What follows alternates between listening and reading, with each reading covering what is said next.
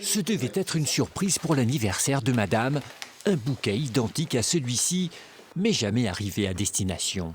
Le livreur s'était trompé d'adresse. On a su après qu'effectivement c'était 2 rue du Bois, mais à Besleuf. La rue du Bois, une voie partagée entre 2 communes avec 2 maisons qui portent le même numéro. De quoi semer la confusion. Ils ne sont pas forcément habitués à livrer dans les campagnes comme ça.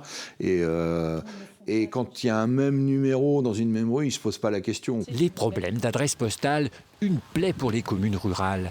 À une vingtaine de kilomètres dans ce hameau isolé, compliqué de trouver son destinataire. Vous avez 2 rues, ces rues ne sont pas nommées et il n'y a pas de numéro. La poste vient, n'a pas de nom, de numéro de rue et ne peut pas distribuer. Un casse-tête aussi pour les livreurs de plus en plus sollicités. Même les GPS peinent à trouver leur chemin. C'est pas répertorié, quoi, donc on tourne en rond. On arrive à trouver au bout d'un moment, mais bon. Pour les habitants concernés, se faire localiser relève du système D.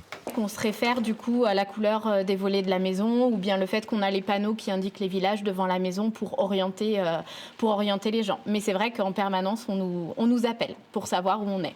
Pour éviter ces zones labyrinthes, les communes de moins de 2000 habitants ont maintenant l'obligation de fournir une adresse postale à chaque maison. Mon inquiétude, c'est la gare. À Verluy, sur les 450 maisons de la bourgade, la moitié n'a pas de numéro. La mairie a jusqu'en 2024 pour se mettre en conformité. Ça va être compliqué à faire, mais c'est parfait. C'est une obligation légale déjà, il faut le faire. Et puis pour les administrés, c'est important. Coût pour la commune, 7 000 €, mais une condition aussi pour être éligible à la fibre.